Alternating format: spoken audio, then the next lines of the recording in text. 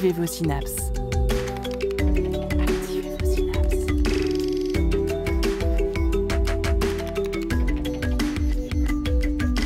Poussez la porte du labo des savoirs et entrez dans un monde de science et d'expérience. C'est le labo des savoirs. Quelques lignes de code en vert sur un écran noir et paf, on a hacké le système. Aussi simple que d'écrire un tweet, en tout cas dans la fiction. La réalité semble bien plus fertile car pirater un système, cela peut aussi ressembler à la prise de contrôle de robots, de capteurs ou d'autres machines industrielles. Jumeaux numériques, pots de miel et cybersécurité des systèmes physiques complexes, cette émission du Labo des Savoirs va tout vous expliquer.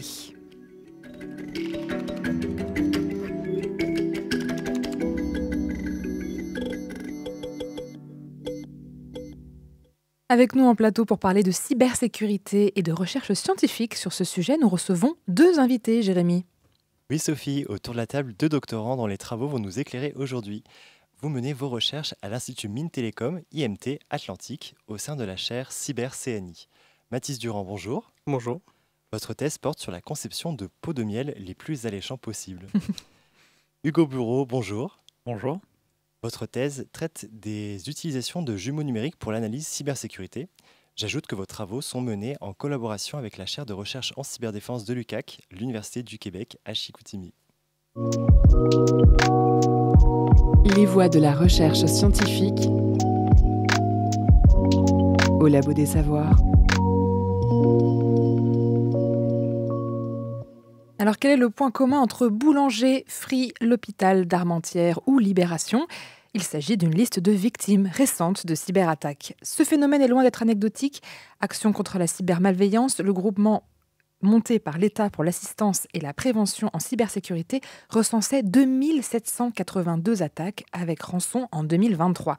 Alors dans ces situations, les pirates menacent de rendre des données publiques ou de bloquer l'accès à des machines, demandent des sommes importantes pour ne pas mettre leurs menaces à exécution. Ces attaques prennent aussi des formes étonnantes. Petit voyage dans le temps, le collectif Anonymous a lancé en mars 2023 une opération en réaction à l'invasion de l'Ukraine par la Russie.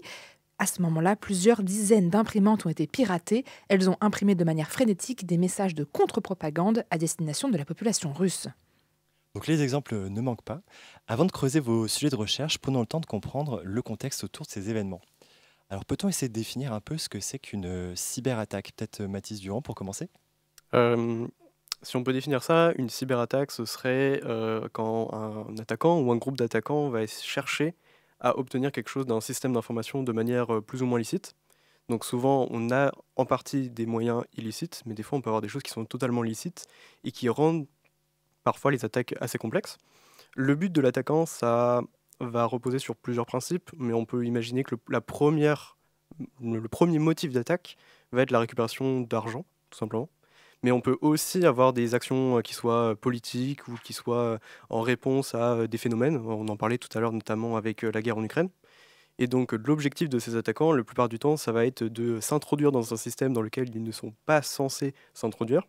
Et pour ça, simplement, il va utiliser soit des failles de sécurité qui existent, mais ça peut être aussi des failles humaines qui font aussi partie de la cybersécurité. Et est-ce qu'une cyberattaque se fait forcément via un ordinateur ? Alors, une cyberattaque, ça peut être via tous les moyens qu'on a, c'est juste que ça va utiliser l'outil informatique. Donc, la cyberattaque, elle peut être lancée effectivement par un ordinateur, mais elle peut être lancée par n'importe quel outil, comme on peut pirater n'importe quel outil. Vous avez cité juste avant les imprimantes, par exemple. Et ben en fait, il y a des attaquants qui vont constituer en fait des réseaux de machines zombies, qu'on appelle ça. Et leur but, eux, ça va être de rassembler un nombre de machines qui ne sont pas forcément des ordinateurs, mais ça peut être aussi bête qu'une brosse à dents connectée, qu'une imprimante, qu'un frigo, des objets plus traditionnels, d'autres moins. Et leur but à eux, ça va être d'avoir un ensemble de machines pour augmenter leur puissance, par exemple, lors d'une attaque. Mais du coup, ce qu'ils peuvent utiliser, c'est l'ordinateur, c'est tout ce qu'on a en tête, et parce que souvent, quand ils vont déployer leur technique d'attaque ou mettre en place des méthodes, l'ordinateur, c'est le plus simple, mais ça peut passer par n'importe quel objet pour viser n'importe quel objet. Vous avez parlé de machines zombies. Pourquoi zombies ? Alors ça, en fait, c'est dans le cadre où des machines vont être infectées par un virus dans le but d'avoir une autre attaque derrière. C'est-à-dire que l'attaquant, dans le but de pouvoir renforcer sa puissance d'attaque, il va chercher à infecter des machines qui en fait vont lui obéir par la suite. En anglais, le terme qui est utilisé le plus souvent, c'est botnet. Et en fait, c'est une machine zombie, c'est une machine qui va être infectée par un attaquant dans le but de pouvoir mener des attaques plus puissantes par la suite. Et par exemple, si on a un serveur légitime qui est accessible par l'utilisateur et qu'on veut le bloquer, pour une raison, ça peut être un serveur, une fois par exemple pour faire perdre de l'argent à une compagnie ou pour des raisons politiques, parce qu'en fait, tel serveur, on sait qu'il héberge, les attaquants peuvent trouver que le serveur héberge des données politiques d'un certain bord. Et bah avec toutes ces machines, plutôt que d'attaquer seule la machine, si là ils ont une puissance d'attaque qui est bien plus forte, et bah ça augmente leur chance de réussite et de réussir à mener leur attaque. Alors vous avez commencé un peu à dessiner des motifs d'attaque. On a parlé de l'argent, aussi de motifs politiques. Est-ce qu'on en sait un peu plus sur les personnes qui s'adonnent à ces cyberattaques? Oui, effectivement, on a des groupes qui se dessinent. On a notamment, on va avoir ce qu'on va appeler dans le jargon, on va appeler ça des script kiddies. Kiddies parce que, on va dire, c'est des néophytes dans tout ce qui est attaquant, donc comme des enfants. Et script parce que ça va être la méthode d'attaque. Et en général, ça va être des gens qui vont essayer de trouver, par exemple, sur Internet, des bouts d'attaque qui existent et qui vont se dire, trop chouette, je vais essayer de la reproduire pour moi-même essayer de faire un peu de hacking ou ce genre de choses.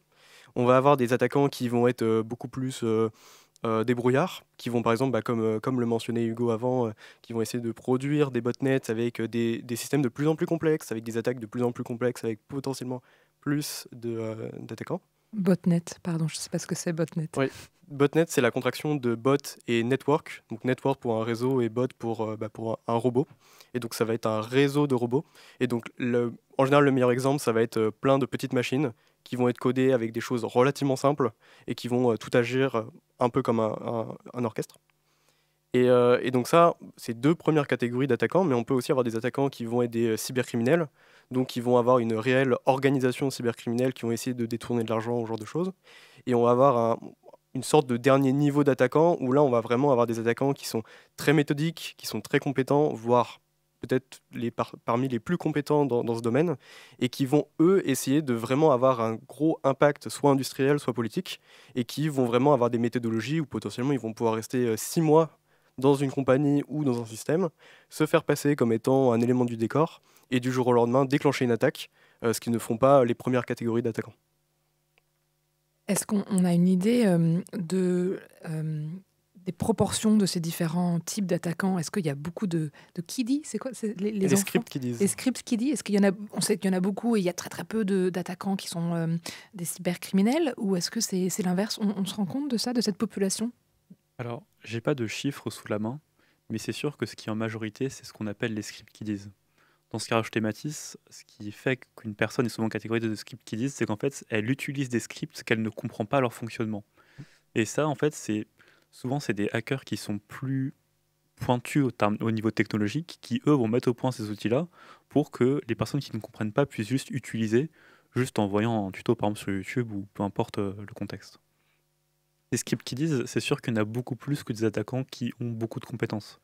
Parce que pour acquérir ces compétences, ça prend du temps, ça prend de l'effort. Alors que pour être un kiddies, il y a juste aller sur Internet, avoir une envie un peu comme ça, ou juste chercher quelque chose en rapport, parce qu'on est petit, qu'on veut impressionner les copains, des choses comme ça. On va prendre un outil qui est soit en ligne, soit un truc à télécharger sur Windows. Et là, la personne, elle va lancer l'outil et elle va voir ce qu'elle peut faire ou ne pas faire. Oui, on peut presque faire un copier-coller. C'est exactement le but de ces personnes qui comprennent pas ce qu'elles font, c'est qu'elles prennent quelque chose tel quel, elles l'exécutent et elles regardent ce qui se passe. Et il faut imaginer, enfin, juste pour compléter, on peut aussi rajouter qu'il y a une sorte de marché de l'attaque, parce qu'on peut aussi avoir des gens très compétents qui décident de ne jamais être dans l'infraction en tant que telle, mais qui, eux, vont générer des scripts, générer des attaques, et les vendre à d'autres personnes qui potentiellement ne comprennent pas, et du coup avoir un réel marché de l'attaque à ce niveau-là. Oui, offre et demande. S'il y en a qui veulent essayer d'être attaquants mais qui ne savent pas, l'offre va venir à eux en fait. Exactement. Là, on a parlé des attaquants. Est-ce qu'il y a des structures qui sont attaquées par ces pirates de manière spécifique? Est-ce que vous, dans vos thèses respectives, vous travaillez sur des structures particulières? Effectivement, on va avoir, en fait, chacune des catégories d'attaquants vont avoir des objectifs plus ou moins définis. En général, le script kiddies va avoir soit un objectif en particulier ou essayer de faire quelque chose. Ça peut être essayer de récupérer les mots de passe d'un compte, tout simplement. Voilà, quelqu'un m'a fait une crasse. J'aimerais bien lui faire une crasse en retour, donc j'essaie de choper son compte. On peut avoir des gens qui essaient de s'exercer et qui attaquent sans forcément avoir trop de buts. Mais en fait, plus on va monter dans les niveaux d'attaquants, plus on va avoir des attaques qui vont être sophistiquées et donc spécialisées vers quelque chose de très spécifique. Et par exemple, on peut avoir des attaquants qui vont s'intéresser à une version très particulière d'un service très particulier, qui vont essayer d'exploiter une faille qu'ils connaissent très bien. Et donc forcément, ça les spécialise beaucoup dans les structures qu'ils vont essayer d'attaquer. En fait, ce qu'il faut aussi voir, c'est que dans la partie de défense, la cybersécurité, c'est pas un point qui va faire que tout va être sécurisé, c'est une méthode qu'on va plutôt qualifier d'en oignon, où il y a plusieurs couches à protéger, et si on protège l'ensemble de ces couches, alors on a un maximum de chances de réussir à parer les cyberattaques. Là, on a évoqué les différents profils d'attaquants, mais tous les attaquants, que ce soit un Kiddies qui ne comprend pas ce qu'il fait ou un attaquant qui est sophistiqué, ils peuvent tous avoir des impacts sur les systèmes. La question, ça va être sur quel système. Il y a des systèmes qui sont mis à l'épreuve et qui sont testés par exemple dans ce qu'on avait appelé des audits. Donc, c'est-à-dire qu'une entreprise, elle peut faire tester par exemple son site web ou son entreprise pour être sûr qu'elle soit résiliente aux cyberattaques. Mais il y a beaucoup d'entreprises qui ne le font pas parce que c'est pas leur cœur de métier ou parce que c'est pas ce qu'ils font de manière générale. Et dans ce cas-là, des outils automatisés peuvent par exemple voir qu'il y ait une vulnérabilité qui est connue mais qui n'a pas été réparée parce que c'est pas quelque chose auquel on a pris du temps. Et du coup, n'importe quel attaquant avec n'importe quel outil peut potentiellement avoir un impact. Mais c'est vrai qu'un Kiddies, normalement, il ne doit pas pouvoir impacter une compagnie telle que par exemple Google ou Facebook. Mais tout type d'attaquant peut avoir différents types de cibles et avoir différents types d'impacts. Alors, vous avez déjà commencé à parler de protection contre ces cyberattaques. Ce système d'oignons de plusieurs couches, est-ce qu'il y a un moyen pour n'importe quelle entreprise de réussir à se protéger à chacune de ces couches ou est-ce qu'il y a forcément des failles? Comment on fait pour se protéger si on est une infrastructure comme ça? Effectivement, en général, on va avoir une étape qui va s'appeler l'analyse de risque. On peut partir du principe qu'un système a toujours des failles, avec toujours une façon de pouvoir l'attaquer ou compromettre ses activités. Sauf que, en fait, on sait qu'il y a des attaques qui sont beaucoup plus fréquentes que d'autres. Il y en a qui sont, comment dire, certaines attaques pourraient avoir un impact sur du très court terme, d'autres sur du très long terme. Et en fait, par exemple, on pourrait assumer que on pourrait bloquer les activités d'une entreprise pendant un jour si on est capable de le reprendre le lendemain ou le surlendemain. Et donc, on pourrait avoir des sécurités où finalement, on va devoir venir faire toute une analyse en amont, notamment pour savoir finalement quelles sont les priorités d'une entreprise. Et c'est souvent comme ça qu'est pensée finalement la cybersécurité. C'est quels sont les équipements qui doivent être protégés en premier, quels sont les équipements qui sont les plus critiques, ceux qui vont nous faire perdre le plus d'argent ou qui vont avoir socialement le plus d'impact. Et c'est en général ces questions que répondent du coup l'analyse de risque. Et à partir de cette analyse de risque, on va pouvoir déployer des solutions. Et donc là, on a des solutions qui sont plus ou moins complexes, qui vont répondre à des attaques plus ou moins rares, avec plus ou moins d'impact, et c'est souvent là-dessus qu'on va jouer. Souvent, les systèmes ils vont traiter d'informations, et dans le RGPD, on peut trouver l'obligation de classifier ces informations. GPD, c'est quoi GPD? RGPD, c'est... Le règlement général de la protection des données. Merci. Ah. Et en fait, le RGPD, c'est ce qui explique, ou du moins ce qui montre ce qui doit être fait pour protéger les données qu'il va y avoir au sein d'un système. Et au sein du RGPD, on trouve l'obligation de classifier les différentes données qu'on peut avoir. On peut avoir des données qui sont moins sensibles. Là, on parle du coup de données personnelles, donc les données des personnes. On peut avoir des données qui sont moins sensibles ou des données qui sont très sensibles, par exemple dans tout ce qui va être médical. Et en fonction du type de données qu'on va traiter, parce que souvent les systèmes, on rentre toujours un nom, prénom, une adresse, etc. Ou même par exemple un carnet de santé. Et ben en fonction de ce qu'on a, on a besoin de protéger ces données. Et en fait, ça va définir aussi ce que Mathis a dit avant, notre système qui va traiter ces données, parce que souvent c'est des données qui sont informatisées. Et par exemple, si on sait que ce serveur-là ou cet aspect-là, il a tendance à traiter les données, alors que celui à côté, il cherche juste à faire une petite tâche qui a moins de valeur, bah c'est là où on va prioriser. Ça, il faut vraiment le protéger, c'est ce qui est le plus important. S'il y a un attaquant qui vient, ça va avoir un impact qui va être catastrophique financièrement, pour la réputation, pour plein d'aspects. Et en plus, on aura fait fuiter des données. Alors qu'un petit service à côté, c'est moins prioritaire. Ça reste important, mais c'est quand même moins prioritaire sur ce qu'il y a à protéger. Donc, au sein d'une organisation qui souhaite, qui souhaite se protéger contre des attaques cybercriminelles, on ne va pas se protéger de la même manière. On va peut-être protéger un serveur qui a des données sur des patients, par exemple, dans un hôpital, beaucoup plus que le serveur qui organise le calendrier de ménage. Je dis n'importe quoi, je ne sais pas si c'est... Mais c'est exactement ça. D'accord. Après, il faut aussi voir que souvent, ces applications-là, surtout dans des structures qui sont plus petites, c'est sur le même système. Et c'est là où il faut réussir à bien séparer ces informations-là, histoire que tout ne se retrouve pas au même endroit. Ça, c'est quelque chose qui est souvent mis en valeur en théorie, mais en pratique, surtout dans les petites infrastructures, c'est pas quelque chose qui est toujours respecté. Oui, et juste pour compléter, j'avais un exemple qui pouvait être intéressant. Par exemple, dans un hôpital, on peut avoir des attaques qui rendent le calendrier des opérations, par exemple, indisponible. Et donc là, on peut avoir des solutions qui ne sont pas complètement informatiques ou pas complètement technologiques. Parce qu'en fait, en début de semaine, on pourrait simplement imprimer le calendrier des opérations. Et rien que ça permettrait justement d'assurer qu'il y ait toujours les opérations qui soient maintenues, etc. Et donc ça, on peut avoir une solution qui est tout simple, qui permet de pallier à un grand risque, tout simplement des opérations du cœur qui pourraient être oubliées simplement parce qu'on n'a plus accès à notre calendrier. Et donc ça permettait par exemple d'avoir une solution simple à un problème assez complexe. Et donc des fois, ça permet d'avoir des solutions prioritaires sur ce genre de choses. En fait, ça, c'est ce qu'on va appeler la résilience du système. Et c'est la capacité à pouvoir continuer si jamais il y a une attaque qui se dévoile.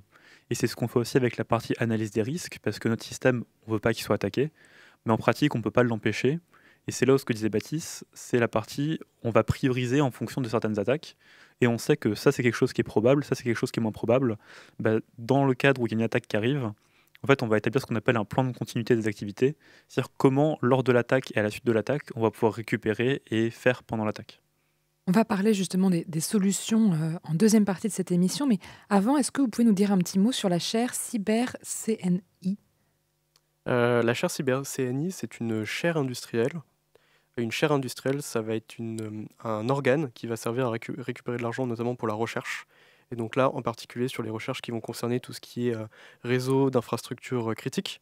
Donc typiquement, ça va être une centrale nucléaire, des centrales électriques, des trains, donc finalement des objets qu'on va pouvoir utiliser tous les jours dans le monde industriel, mais qui a aussi un impact sur la vie courante. Et donc l'objectif d'une chaire, à travers du mécénat, est de faire le pont entre industriels, donc des personnes, enfin, en tout cas des entreprises qui vont pouvoir donner de l'argent et pourquoi pas échanger sur les thèmes de la recherche.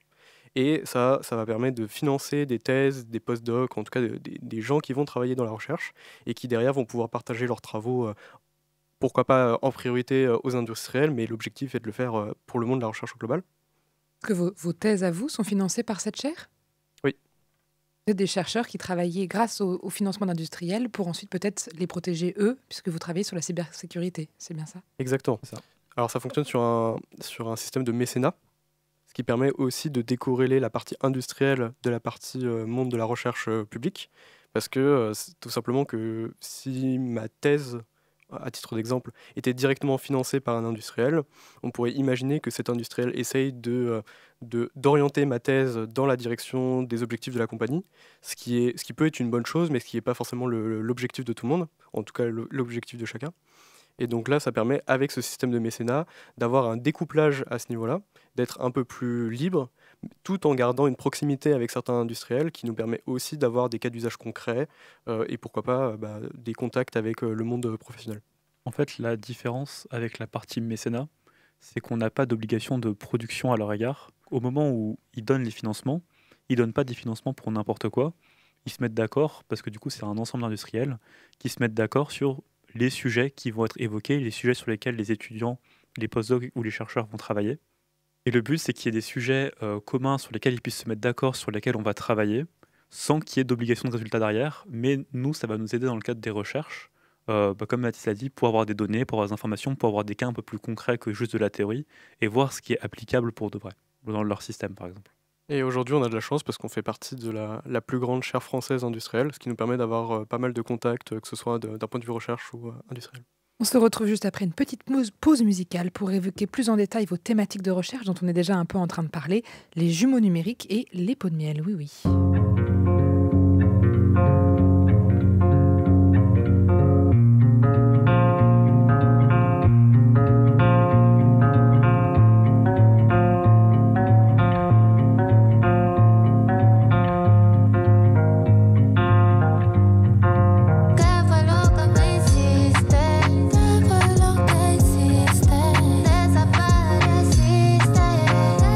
Desapareciste, trato de olvidarme,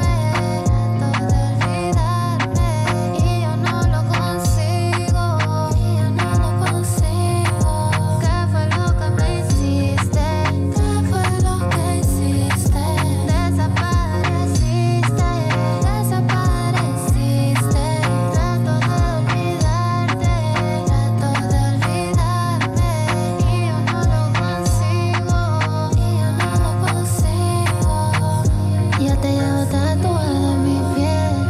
La forma en que tú me besas, intenta borrarte con él, pero no es la misma mierda recordarte. Lo único que hago es recordarte. Y yo no sé por qué esto a mí me cuesta. No sé lo que voy a hacer, pero estoy dispuesta a buscarte. Dime dónde estás para buscarte. ¿Qué fue lo que me hiciste? ¿Qué fue lo que hiciste? Desapareciste, desapareciste. Trato de olvidarme, y yo no lo consigo, no lo consigo. ¿Qué fue lo que me hiciste? ¿Qué fue lo que hiciste? Desapareciste, desapareciste. Trato de olvidarte, y yo no lo consigo,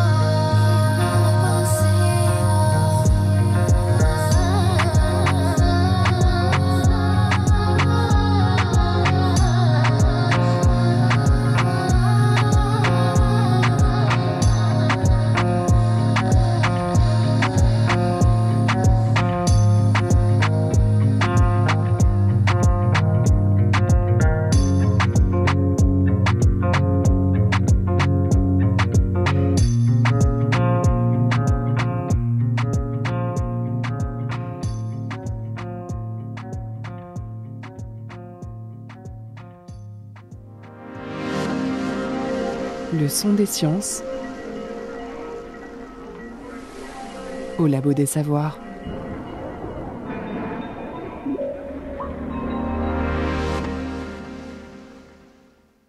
C'était What You Did de La Favie. Nous sommes de retour en plateau avec Hugo Bourreau et Mathis Durand, tous deux doctorants à IMT Atlantique, l'Institut Mines Télécom, pour parler de cybersécurité.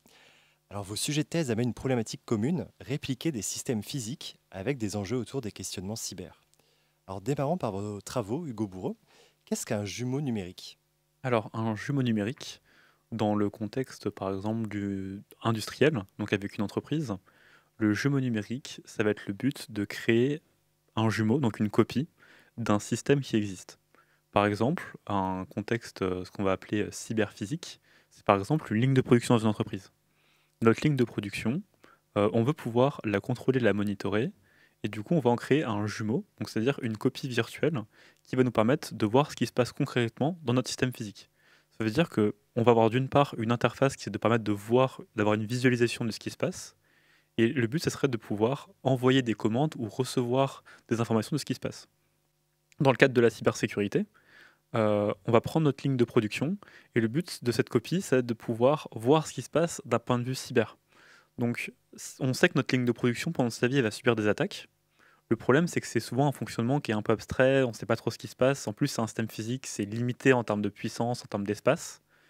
Et comme on ne sait pas comment notre système va réagir en cas de cyberattaque, parce qu'on ne l'a pas testé, parce que ce n'est pas son but premier, mais dans un système maintenant, il y a de plus en plus de capteurs, de plus en plus de choses qui sont connectées, on a besoin de le tester, on a besoin de comprendre comment ça va se passer, parce qu'en cas d'attaque, est-ce que mes données sont sûres? Est-ce que comment ça va me coûter si je suis attaqué? Qu'est-ce qui va être vulnérable? Qu'est-ce qui ne l'est pas? Et du coup, le but de faire ce jumeau numérique, ça va être d'abstraire toutes les contraintes physiques de notre système, d'avoir une partie purement numérique, et d'avoir la possibilité de tester notre système plus en profondeur, de voir ce qui se passe, et que même si on veut aller jusqu'au bout des choses et qu'on casse notre système, comme on casse un clone numérique, notre système de production, il est toujours en place, donc on ne perd pas d'argent, on n'a pas de problème.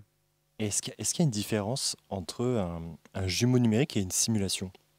Alors justement, ça va être le point premier, parce que les jumeaux numériques, c'est une notion nouvelle, ou du moins c'est récent, ça a apparu dans les années 2018, ou du moins c'est là où on a eu un essor de la technologie. Et en fait, les jumeaux numériques, ça vient pas de nulle part. Les jumeaux numériques, c'est d'autres technologies qui existaient avant, qu'on va mettre ensemble pour pousser plus loin ce qu'on a besoin. Donc, d'une part, ça vient du fait que pour pouvoir récupérer les informations du système, on a besoin de capteurs. Donc, en fait, ça vient aussi de la partie objets connectés ou IoT. Et en plus, effectivement, il y a une base de simulation. La différence, c'est que contrairement à la simulation, ça va rajouter deux composantes essentielles en plus. D'une part, que c'est en temps réel. Ça veut dire que notre jumeau numérique, il va recevoir en temps réel les données du système physique. Donc on va pouvoir, d'une part, par la partie monitoring, on va voir en temps réel ce qui se passe, et c'est le but. Et la deuxième partie, c'est que ça va être dynamique. Dans le cadre, par exemple, d'un autre système, imaginons qu'on veut faire un jumeau numérique d'une imprimante 3D, nos pièces ne sont pas imprimées de manière parfaite systématiquement. Et bah, la partie dynamique va faire qu'on va modéliser notre système, donc notre imprimante 3D en version numérique. Et dans la modélisation, on veut que ce soit dynamique. Ça veut dire que si jamais il y a un problème sur la pièce physique qui est imprimée, on veut que ce problème soit modélisé sur notre jumeau numérique. Et c'est ça qui en fait, contrairement à une simulation, où souvent on va avoir un modèle qui est statique. Donc ça veut dire que normalement le comportement est censé être celui-ci, mais s'il y a un problème dans la partie réelle, il n'est pas répliqué sur la partie simulation parce que c'est décorrélé. Et là le but c'est d'aller plus loin et de répliquer toutes ces informations-là en temps réel. D'accord, donc c'est pas juste une copie entre guillemets qu'on stockerait quelque part pour tester des choses, c'est vraiment un alias qui se modifie en temps réel. C'est ça. Et en plus, c'est pas, en fait, on n'est pas vraiment sur une copie. Là, souvent, quand on veut faire un jumeau numérique, un système physique, il a une infinité de paramètres. Par exemple, on a la température interne, l'environnement dans lequel il est, on a les paramètres physiques, on a les paramètres numériques, j'échange des données, il y a les trames de données, il y a la partie, le capteur en lui-même, il y a la donnée en elle-même, il y a comment elle est stockée. En fait, il y a une infinité de paramètres. Et quand on va créer notre jumeau numérique, ce qu'on va faire, c'est qu'on va sélectionner les paramètres qui nous intéressent. Par exemple, si je fais un jumeau numérique pour répliquer mon système physique et pour voir, par exemple, prenons un camion, si je veux voir en fait l'usure des pneus, bah, je vais par exemple faire un modèle de mon camion et ce qui va m'intéresser, ça va être la température des pneus, la distance que je parcours, etc. Alors si ce qui m'intéresse, c'est parce que mon camion est connecté à ma centrale et qu'en fait je veux m'assurer que il m'envoie des données régulièrement pour me donner sa position, des choses comme ça, bah, soit je vais modéliser la partie qui va être plus physique avec mes pneus, ma température, ou alors ce que je vais modéliser, ça va plus être la partie communication, la partie réseau du système. C'est-à-dire qu'en fait, on peut aussi avoir plusieurs jumeaux numériques d'un même système en fonction de ce qui nous intéresse. Et du coup, c'est là où on va prendre ce qu'on appelle des features, où c'est les différents aspects du système, et on va prendre celles qui nous intéressent pour le cas d'usage qui nous intéresse. Vous évoquez un peu le passé justement pour dire que c'était pas si récent que ça. Et dans une de ses conférences TED, Karen Wilcox, qui est professeure en sciences de l'ingénieur à l'Université du Texas, nous apprenait que cette idée avait déjà été utilisée au début des années 70, enfin en tout cas l'intention, lors de la mission Apollo 13 qui était portée par la NASA. Elle nous explique qu'un incident qui aurait pu être fatal pour les 3 cosmonautes embarqués dans ce module à destination de la Lune a pu être géré justement grâce à un modèle qui tournait au sol et qui a permis en fait aux ingénieurs de tester différentes configurations de navigation et de trouver entre guillemets les meilleurs paramètres pour rentrer. Donc quand on entend ça, on se dit wow, on peut même simuler un module spatial. Vous parliez de camions ou de lignes de production. Est-ce qu'on peut transformer n'importe quel système physique en jumeau numérique? Alors cette histoire, je la connais aussi. Et en fait, ce qui fait qu'ils ont réussi à créer un jumeau numérique, ou du moins en fait c'est la première trace qu'on a, c'est parce qu'en fait le voyage ne se passait pas comme il fallait pour la fusée. Et en fait, ils ont pris le modèle qu'ils avaient sur Terre, et en fait, ils ont ajusté les paramètres à ce qui se passait en temps réel. Et en fait, ça, c'est une des propriétés du jumeau numérique. Le but, c'est de non seulement monitorer quelque chose, mais de pouvoir faire, en fonction des paramètres qu'on a donnés, des prédictions sur ce qui va pouvoir se passer. Et en fait, c'est là où eux, ils ont pris ce qui se passait en temps réel pour ajuster, pour voir où on en était à l'instant T. Et ils essayaient de faire des prédictions avec ce qu'ils voulaient obtenir. Par exemple, je sais pas, que la fusée elle atterrisse ou qu'elle prenne telle trajectoire. Et du coup, en temps réel, là, c'était pas une partie automatique comme ce qu'on entendrait dans une définition maintenant, mais en fait, manuellement, ils mettaient à jour les différents paramètres pour répliquer l'état de la fusée, et ils faisaient des prédictions sur ce qui allait pouvoir se passer, ce qui était le plus souhaitable, tout en continuant de mettre à jour, etc. On voit la diversité des exemples auxquels ça peut s'appliquer. Ouais. Est-ce qu'il y a, voilà, est-ce que tous les systèmes physiques peuvent être transformés en jumeaux numériques? Alors oui et non, dans une notion de temporalité. Parce que, est-ce qu'on va pouvoir transformer tous les systèmes? Théoriquement, oui, mais en pratique, on sait que si on veut pouvoir le modéliser, il faut qu'on puisse avoir des informations, il faut qu'on puisse avoir des capteurs. Et un système qui n'en a pas, c'est très compliqué à mettre en place. Mais après, il y a toujours la possibilité d'en installer. Je sais que c'est des travaux qu'ils font à l'Université Bretagne Sud. Il y a une chercheuse qui s'appelle Nathalie Julien qui a construit une équipe autour des jumeaux numériques où ils utilisent les différents aspects. Et il y a notamment un doctorant qui travaille sur le fait de faire un jumeau numérique d'une crèmerie. Et le but, c'est que justement, il va implémenter le système dans un endroit qui n'a absolument pas de capteur à l'heure actuelle. il leur explique les avantages que ça peut avoir, ce qu'ils vont pouvoir en tirer, pour pouvoir optimiser, eux, c'est plus la partie industrielle, donc c'est pouvoir optimiser les coûts de production, les matières premières, etc. Et ils leur mettent en place que il faut rajouter tel capteur, et que ça va leur apporter tel gain et tel gain. Et ça, c'est un système qui est un peu plus compliqué à mettre en place qu'un système dans lequel on a déjà tous les capteurs, et on va pouvoir installer notre jumeau numérique. Alors j'en viens à vous, Mathis Durand. Vous travaillez sur la création de honeypot, ou pot de miel en français. Alors j'imagine que ça n'a rien à voir avec les abeilles. Effectivement, ça n'a absolument rien à voir avec les abeilles. Les honeypots ou les pots de miel sont des systèmes qui vont servir à construire de l'intelligence sur des choses ou sur des attaques qu'on ne connaît pas encore. Donc je vais prendre un exemple concret. Imaginez que vous êtes une entreprise, vous avez installé des services, vous avez essayé de les sécuriser, et vous vous dites, bon, a priori j'ai coché toutes les cases de ma to-do list, et j'en reviens à une situation où je me dis, mince, ça se trouve, quelqu'un de très compétent, probablement dans un autre pays, va réussir à trouver une faille de sécurité quelque part, mais pour l'instant on ne la connaît pas encore. Et donc pour l'instant, ça se trouve, il existe, ou en tout cas on ne connaît pas encore comment s'en protéger. La question est, comment on fait pour essayer de se protéger contre ce genre d'attaque? Donc là, pour l'heure, on ne peut pas dire fais un peu tout et n'importe quoi, et puis sur un malentendu, il y aura quelque chose qui protégera cette attaque. Non, l'objectif, en tout cas la stratégie, peut être d'avoir des systèmes qui vont jouer le rôle de vrais systèmes, donc ils vont faire semblant d'être une centrale, qui vont faire semblant d'être un vrai ordinateur avec des vrais services qui tournent dessus.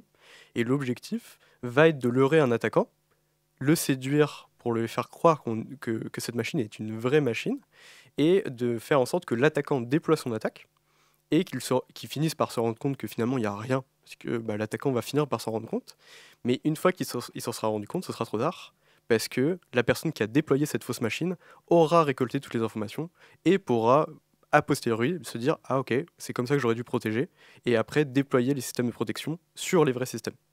Oui, quand vous dites récolter les informations, c'est récolter par exemple les bouts de code qui ont été utilisés pour l'attaque ou ce genre de choses? Effectivement, ça peut être plusieurs choses. Les bouts de code, ça peut être aussi la localisation des attaquants.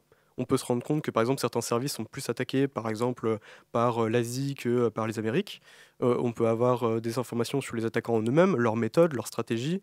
Est-ce qu'ils regardent certaines parties du système qu'on n'aurait pas imaginé? Et donc ça peut être vraiment n'importe quelle information. Ce qui va donner par la suite une multitude de honeypots en fonction de ce que chacun veut récupérer. Donc on peut avoir des honeypots très simples qui sont simplement là pour détecter s'il y a des activités suspectes. On peut avoir des honeypots qui vont être beaucoup plus complexes pour essayer d'avoir un vrai profilage d'un attaquant. Et on peut avoir des honeypots qui sont très spécifiques parce qu'ils vont mettre en place un service en particulier et pour pouvoir détecter s'il y a une faille sur ce service et pas un autre. Vous avez dit faire semblant d'être une centrale, mais comment concrètement on peut faire semblant d'être une centrale nucléaire par exemple? Effectivement, là c'est un point de ma recherche qui est un point assez crucial. Aujourd'hui, du point de vue de l'attaquant, en tout cas le rôle que joue le honeypot par rapport à l'attaquant, on a deux adjectifs qui viennent en tête, attractivité et réalisme. L'attractivité, ça va être la caractéristique d'un honeypot à séduire un attaquant en lui faisant croire qu'il a de la valeur. Et le réalisme, ça va être sa capacité à maintenir cet attaquant dans le système en lui faisant croire que c'est un vrai système. Et effectivement, c'est là où c'est compliqué, parce qu'on pourrait dire, en fait c'est tout bête, il suffit de faire la même chose 2 fois, sauf que ça marche pas vraiment. Ça marche pas vraiment parce que faire la même chose 2 fois, c'est très cher, que ce soit en temps ou en argent, mais aussi parce que finalement, reproduire à l'identique, ça veut aussi dire peut-être qu'on reproduit les données personnelles à l'identique, donc potentiellement en fait on va rajouter des failles de sécurité. Et donc on ne peut pas trop se permettre de faire ça. Et donc la question est, comment faire le système minimal avec aucune information sensible, mais qui en même temps est quand même le vrai système? Et ça, c'est une question de recherche. D'accord, donc si je reprends l'exemple de la centrale, imaginons que je suis un pirate et je veux dérober, par exemple, je sais pas, le plan de sécurité de la centrale. Il faut créer quelque part un faux fichier avec un faux dossier, plan de sécurité, et c'est ça, et attirer la personne vers ce chemin-là, c'est bien ça? Exactement. Alors on peut avoir deux types de honeypots. On va avoir les honeypots qui vont être complètement décorrélés du système informatique. Donc là, on va plutôt parler de honeypots de recherche, parce que l'objectif, c'est qu'ils ne soient pas rattachés à une industrie. On peut aussi avoir des honeypots qui sont dans des systèmes d'information d'industrie. Donc typiquement, ça peut être une fausse machine parmi toutes les machines d'une centrale nucléaire. Et là, on va avoir plusieurs objectifs. Soit, effectivement, on fait purement de la collecte d'informations, mais on peut aussi essayer de détecter rapidement des attaques. Donc par exemple, en reprenant l'exemple du faux plan de la centrale nucléaire, on pourrait mettre une machine qui est un peu plus mise en valeur que les autres, avec pourquoi pas des noms qui sont un peu plus évocateurs, du type admin machine, ce genre de choses, pour essayer de faire croire que c'est une machine qui est vraiment importante. Et l'objectif, c'est que l'attaquant, il arrive d'abord sur cette machine. On détecte qu'il y a un attaquant parce qu'en fait, il n'y a que les attaquants qui vont arriver sur ces machines. Et on lui fait croire que dessus, il y a le plan de la centrale, alors que c'est un faux. Ou alors, ça se trouve, on peut même pas lui donner le faux plan, parce que ça se trouve, le fait qu'il soit sur cette machine fait qu'il est déjà détecté et qu'on va essayer de mettre des dispositions de sécurité. Ça me fait venir cette question qui, je pense, correspond à vos deux travaux. C'est est-ce qu'il y a justement des risques pour les systèmes que vous étudiez à faire ces répliques? Vous commenciez un peu à le dire là sur la centrale, justement. Peut-être qu'il y a des endroits où on ne veut pas que les attaquants puissent aller. Que ce soit pour Mathis ou moi, nos sujets se recroisent sur la partie où on va devoir recréer un système. Après, la question de qu'est-ce qu'on choisit pour modéliser notre système pour que ce soit intéressant pour l'attaquant, que ça puisse le leurrer dedans, ou en fonction de ce qu'on veut en faire par la suite. Moi, ça peut être de la prédiction ou d'autres choses qui nous intéressent. Comme on ajoute de nouvelles technologies, en fait, c'est des nouveaux endroits où il peut y avoir des vulnérabilités. Et en fait, au contraire, on pense améliorer notre système, mais en fait, on en crée quelque chose qui est encore plus vulnérable ou une grande surface d'attaque. Dans le cadre du jumeau numérique, ou si Mathis, par exemple, met des données qui sont potentiellement intéressantes dans son honeypot, mais j'imagine que ce ne sera pas le cas. Si nous, dans le jumeau numérique, j'ai toutes mes données, par exemple, dans un système de santé, et que j'en crée un jumeau, et c'est-à-dire que toutes les données sont envoyées dans mon jumeau, bah, mon jumeau, il est aussi sensible que mon système lui-même, et c'est-à-dire que les deux doivent être protégés aussi bien l'un que l'autre, et ça nous fait encore une plus grosse masse à protéger en fait dans notre système. Et pour rebondir là-dessus, par exemple sur les honeypots, on pourrait imaginer qu'on met un certain niveau de sécurité, mais on peut aussi imaginer qu'on rajoute des vulnérabilités sur ce honeypot pour le rendre plus intéressant du point de vue des attaquants. Mais en fait, on peut très bien se retrouver contre un attaquant qui est beaucoup plus compétent, qui va réussir à comprendre comment déjouer ces mécanismes de sécurité. Et là, s'il arrive à compromettre totalement le honeypot, bah, éventuellement, il se retrouve avec une machine à lui, en tout cas qu'il possède et qu'il contrôle, dans le système d'information d'une grande entreprise. Et donc, soit il va rejoindre ce qu'on appelait tout à l'heure un botnet ou des machines zombies. Donc, dans ce cas-là, pour propager une attaque encore plus efficace, plus performante.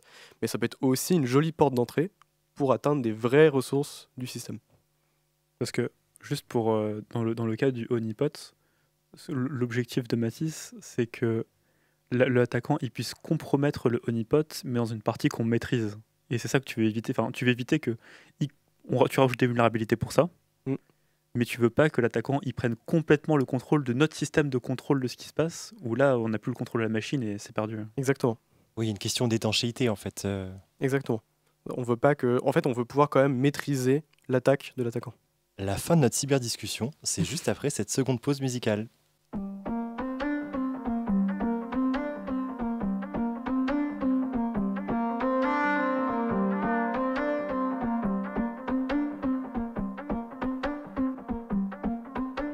First, I'd like to say that I'm sorry. I've done all the tricks that I can. Cinnamon bun in the oven. There's a fire in my hand. Did you see the light this morning? Sometimes there's this extra air. Sometimes I can keep my mouth open. I will stay if I dare. Did you hear what they call us? Did you hear what they said?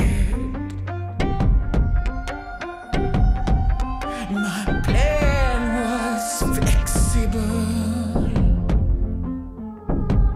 Don't get stuck anywhere.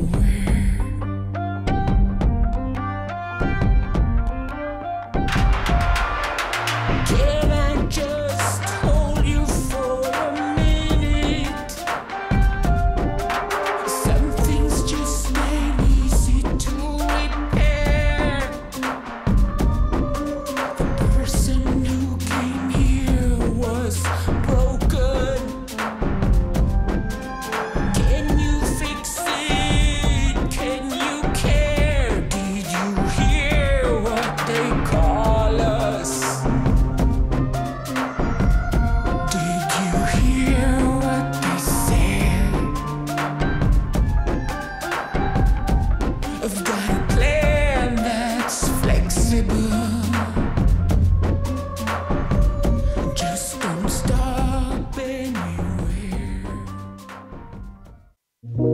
Écoutez la recherche et ses chercheurs au Labo des Savoirs. C'était What They Call Us de Fever Ray. Vous êtes à l'écoute du Labo des Savoirs avec nos deux experts du jour, Mathis Durand et Hugo Bourreau. Vous êtes doctorants au sein de la chaire Cyber-CNI et de la chaire de recherche en cyberdéfense de l'UQAC. Alors on va un petit peu continuer la discussion qu'on a pu avoir avant la pause musicale. Donc concrètement, moi ce que j'ai compris de vos travaux, c'est que vous essayez de reproduire la réalité. Donc vous avez commencé un peu à nous en parler, Hugo, tout à l'heure sur le choix des paramètres qu'il fallait faire. Mais concrètement, comment est-ce que vous faites pour avoir le dispositif le plus adapté à la problématique que vous étudiez? C'est une très bonne question parce que c'est vraiment un champ de recherche à part.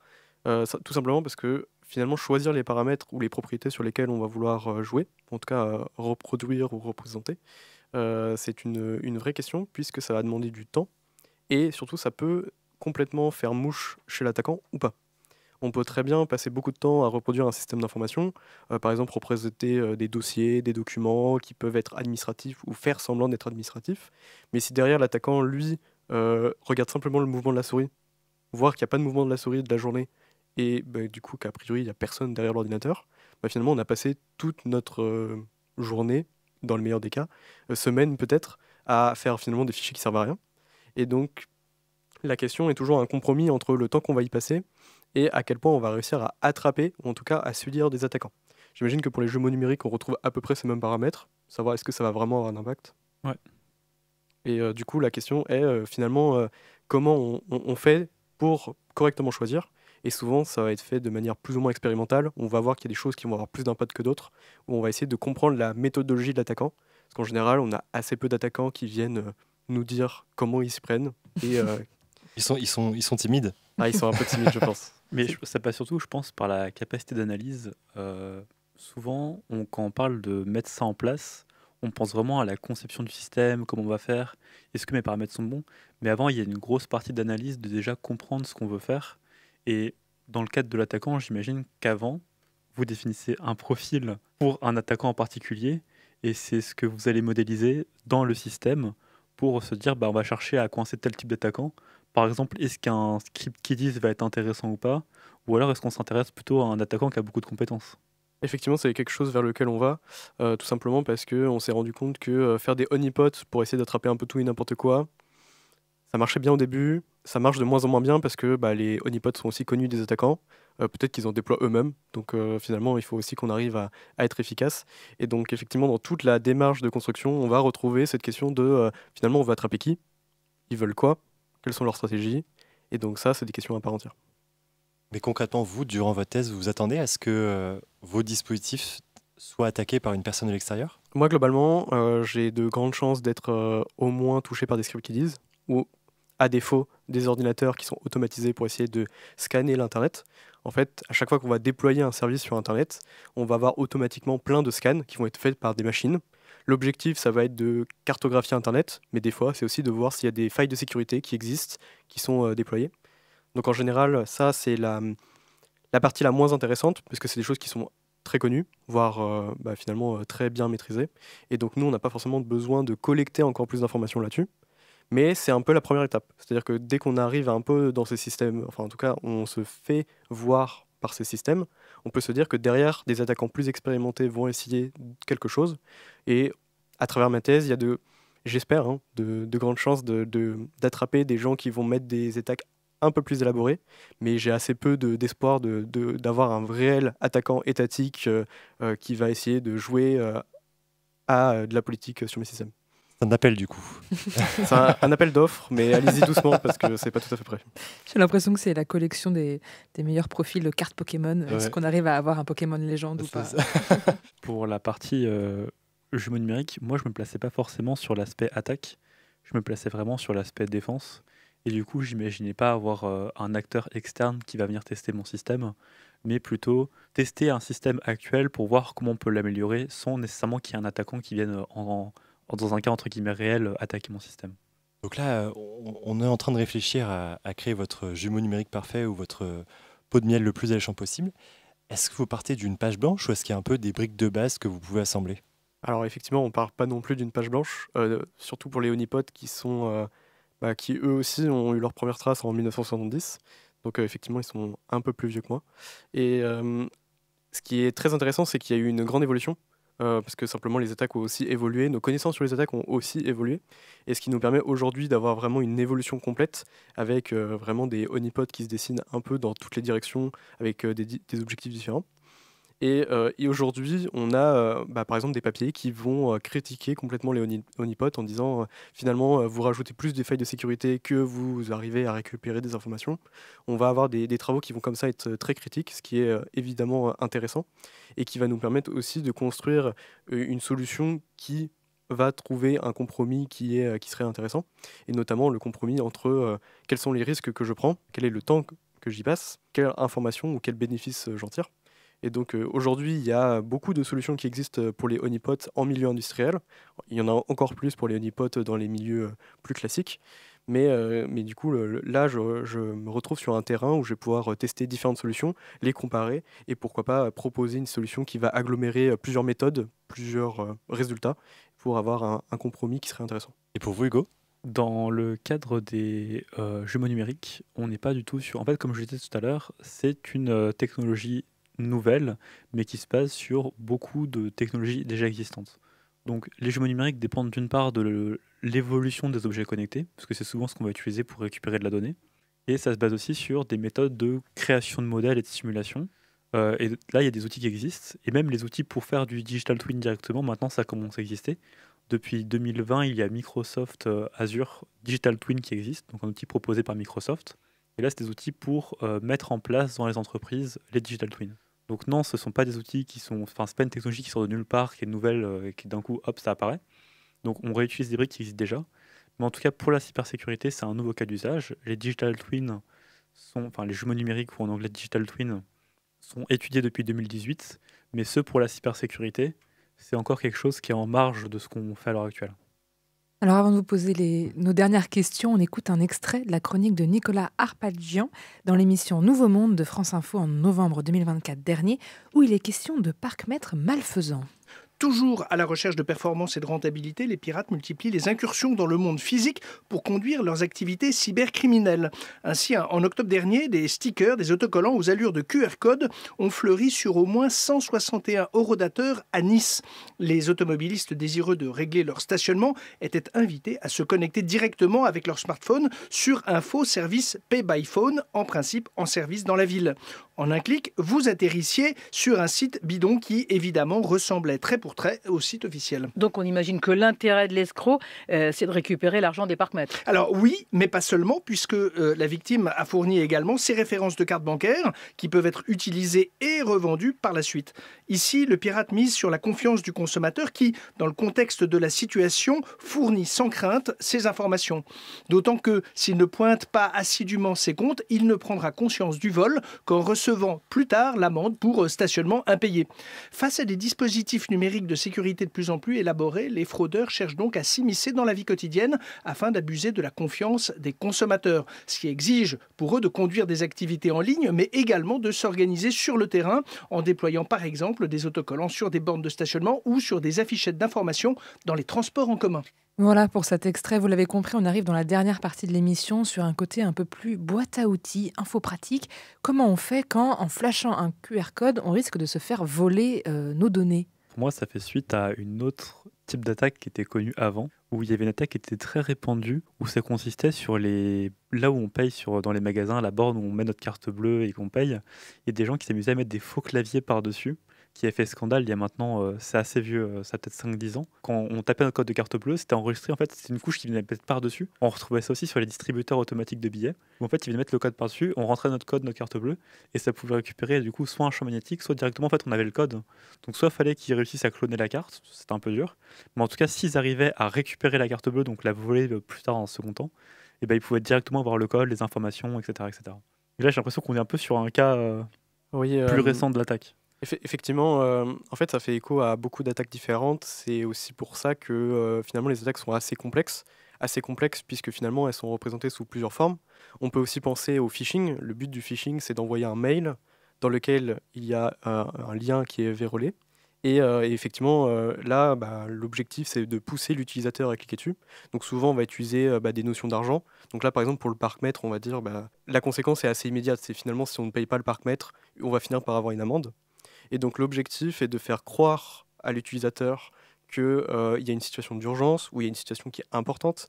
Et l'objectif est de le pousser dans ses retranchements pour qu'il réfléchisse le moins possible, pour après, des fois, déployer des attaques qui sont vraiment absurdes, mais qui, dans une situation d'urgence, est complètement passé sous silence. On peut aussi avoir des choses, par exemple, Hugo et moi travaillons à Rennes.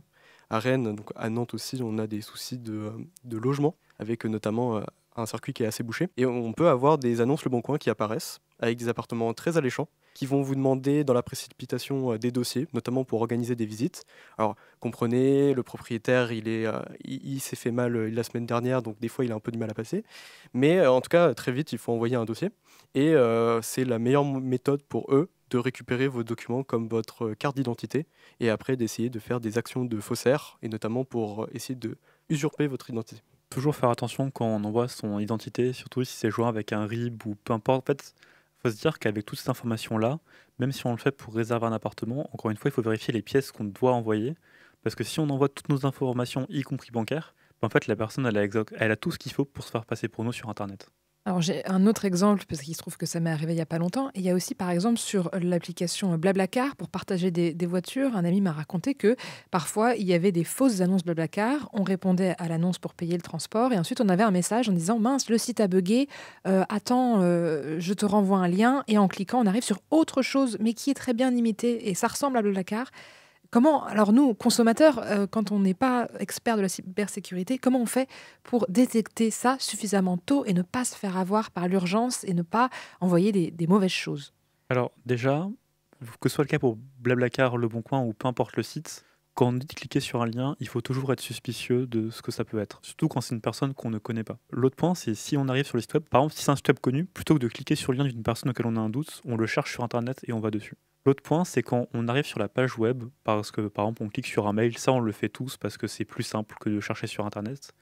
Mais une vérification qui prend quelques secondes, c'est de s'assurer d'une part en haut qu'il y a le petit cadenas à côté, et dans un deuxième temps... À côté de l'URL, c'est ça? Exactement. Et deuxième temps, en fait, c'est de regarder l'URL. Il faut savoir qu'une URL, on ne peut pas reprendre exactement la même. Si c'est un vrai site web, un pirate malveillant, enfin un pirate, ne pourra pas reprendre la même URL. Ça veut dire qu'il va forcément, souvent pour imiter le site, soit il fait absolument pas d'effort et l'URL ne ressemble à rien, et dans ce cas-là, il faut se douter, ça met un peu la puce à l'oreille qu'il y a quelque chose qui est bizarre. Ou des fois, ils vont inverser une lettre, par exemple, à tout hasard avec Mondial Relais, remplacer le L par un I. C'est quelque chose qui se voit très peu, mais qui... En fait, le cadenas veut juste dire que la connexion entre nous et le site web, elle est sécurisée. Mais le site web, ça ne nous indique pas qu'on est sur le bon site web. Et c'est là il faut faire attention du coup à l'URL qu'on peut voir en haut. Mathis? Et j'ajouterais, on a des attaquants qui sont vraiment vicieux, parce que là, Hugo a donné un exemple qui a encore été visible. Il y a encore pas si longtemps que ça, on a eu des cas où le A était remplacé par un A cyrillique, donc un A russe, où là, finalement, la différence est quasi indétectable. Mais pour le coup, vu que c'est pas la même lettre, pas le même caractère, on est sur deux sites complètement différents. Donc faire attention à l'URL, ne pas agir dans l'urgence, ne pas scanner n'importe quoi en QR code dans la rue. Est-ce qu'il y a d'autres techniques ou façons de faire qu'il faut peut-être intégrer comme des réflexes que vous pouvez proposer à nos auditeurs et auditrices qui nous écoutent? En général, ce qui est intéressant, c'est d'en parler. Alors, si c'est un expert en sécurité, c'est encore mieux, mais on n'a pas forcément tous un expert en cybersécurité ou quelqu'un qui est initié à la cybersécurité. En tout cas, le fait d'en parler permet aussi d'avoir des fois les bonnes questions. Tout simplement, finalement, est-ce que cette situation est vraiment raisonnable? Est-ce qu'on peut penser que une telle situation peut arriver à quelqu'un, peu importe. On peut aussi avoir des réflexes du type essayer de valider le message qu'on vient de recevoir. Par exemple, vous recevez un mail douteux de votre N+1, vous n'êtes pas sûr que finalement c'est exactement ce qu'il avait demandé, vous pouvez essayer de passer par la messagerie professionnelle. On peut imaginer que si un attaquant a réussi à usurper le mot de passe de son email, de sa boîte mail, on peut imaginer qu'il y a assez peu de chances qu'il ait aussi récupéré le mot de passe de sa messagerie. Et donc on peut imaginer que finalement il n'est pas forcément sur tous les canaux. Et donc des fois ça permet de confirmer typiquement un mail de votre RH qui vous dit n'hésitez pas à cliquer sur votre fiche de paye, il y a eu une augmentation, donc on essaye de vous allécher. Et pourquoi pas envoyer un petit message à votre RH via Teams ou n'importe quel outil pour dire hey, j'ai reçu un message de votre part, est-ce que c'est bien vous? Et donc là en général ça permet déjà d'enlever beaucoup de faux mails ou de faux messages. Un autre point qui est important, souvent en fait, sur le canot sur lequel les attaquants jouent, Mathis, au début de l'émission, a cité le social engineering, qui en fait consiste à exploiter la faille humaine, et notamment via les émotions. Par exemple, souvent quand on va vous appeler au téléphone pour vous demander quelque chose, on va vous dire que c'est urgent, qu'il faut l'information maintenant, rapidement, justement pour qu'on ne fasse pas ces étapes de vérification. Et c'est là où il faut prendre le temps et se dire que normalement, un conseiller en banque ou n'importe quelle personne qui vous appelle et qui est légitime, elle va pas faire en sorte de vous presser ou dire que c'est vraiment l'urgence maintenant, tout de suite, qu'il faut y aller. Mais normalement, il faut prendre le temps quand même de voir ce qui se passe, un peu de réfléchir. Et ça rejoint sur le fait d'en parler à quelqu'un. Mais même s'il joue sur le canal de l'urgence, prendre 5 minutes et essayer de prendre un peu de recul sur la situation, en parler à quelqu'un, essayer de repenser un peu à ce qui est en train de se passer. C'est beaucoup mieux de prendre 5 minutes maintenant, même si on est dans une pseudo-urgence, que plus tard devoir gérer les conséquences de tout ça. Bah, par exemple, avec une carte bancaire qui est bloquée, il faut aller en faire une, etc. Parce qu'en fait, on a fait une erreur avant, etc. etc. Et typiquement, pas plus tard qu'il y a 2 jours, j'ai reçu un mail de l'entaille qui me donnait une amende de stationnement. Alors ça tombe bien, j'ai pas de voiture, donc au moins j'étais pas trop inquiété. Mais par exemple, l'expéditeur avait une adresse mail qui était brésilienne, donc ça se voyait avec le point .br qui était tout à la fin. Mais aussi, typiquement, j'aurais pu faire une petite recherche internet pour voir mail en taille, et probablement que dans les premières recherches, en tout cas dans les premiers résultats de la recherche, on aurait vu des arnaques en se faisant passer pour l'entaille, qui permet aussi de se rassurer et des fois de se poser les bonnes questions au bon moment. Et je finirai juste par ajouter un dernier point. Le fait de ne pas cliquer sur les URL des personnes auxquelles on n'est pas sûr, c'est vraiment une bonne pratique à adopter. Parce que souvent la question se pose, c'est mais si je clique juste sur un lien, c'est pas si grave. Bah, il suffit de vous cliquer sur un lien sur votre navigateur internet pour donner potentiellement des informations à un attaquant. Et c'est encore plus vicieux sur téléphone, parce que sur téléphone, c'est encore plus caché. Quand je parlais du cadenas et de l'URL à vérifier, sur le téléphone, c'est encore plus dur parce qu'il faut cliquer sur. Enfin, faut avoir l'habitude et c'est un réflexe qu'on n'a pas toujours. Alors que sur un éditeur, c'est plus visible. Mais en tout cas, ne pas cliquer sur les liens inconnus, c'est vraiment une bonne pratique à mettre en place. Ce sera le mot de la fin. Merci d'avoir répondu à nos questions. Avec plaisir. Merci à vous.